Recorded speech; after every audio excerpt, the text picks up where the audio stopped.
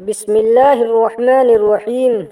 جب شیطان بہکاتا ہے تو وہ ہمیں بہت پیار سے سمجھا رہا ہوتا ہے کہ ابھی یہ کام کر لے، بعد میں نہیں کریں گے اور اللہ سے توبہ کر لیں گے، اور ہر دوبارہ جب وقت آتا ہے تو ایسے ہی بہلا کر گناہ کرواتا ہے، اور انسان اس کی چال میں پھنستا چلا جاتا ہے، اور ایک وقت آتا ہے گناہ کو گناہ نہیں سمجھتا، اور پتہ ہے یہ سب کیوں اور کب ہوتا ہے؟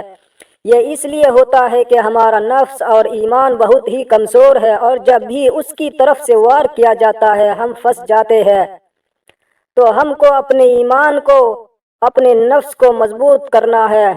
یہاں سوال یہ آتا ہے کہ نفس کو کیسے مضبوط کیا جائے؟ تو اس کا بہت ہی آسان طریقہ یہ ہے کہ نفس کی تربیت کی جائے۔ ایمان کو مضبوط کرنے کے لیے اللہ سے رجوع کیا جائے، معمولی سے گناہ کو، غلطی کو غلط سمجھا جائے اور اس کو وہیں روک لیا جائے، اور کلمہ ہر وقت زبان پر رکھا جائے، اور کلمہ ہر وقت زبان پر جاری رکھنا چاہیے تاکہ ایمان مضبوط رہے۔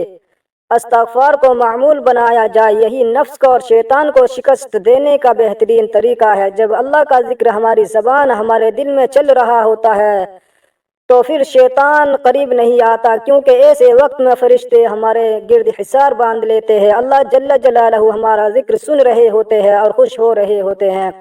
گناہ کے کام میں شیطان انسان کو ایسی لذت دکھاتا ہے کہ انسان مجبور ہو جاتا ہے گناہ کرنے پر۔ پھر اللہ نے اپنے بندے کے لیے توبہ کا راستہ آخری سانس تک کھلا رکھا ہے، اور جب بندہ شیطان کو شکست دے کر اللہ کی طرف رجوع کر لیتا ہے تو اللہ بھی اپنے بندے کی توبہ قبول کر لیتا ہے، کیونکہ اللہ تو ہماری نیتوں کو، ہمارے دل کو دیکھ رہا ہوتا ہے۔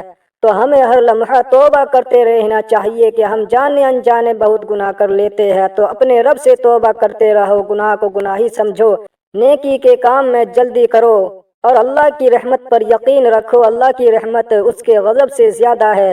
اللہ نیک عمل کرنے کی توفیق عطا فرمائے اور برے کام سے بچنے کی توفیق عطا فرمائے، آمین۔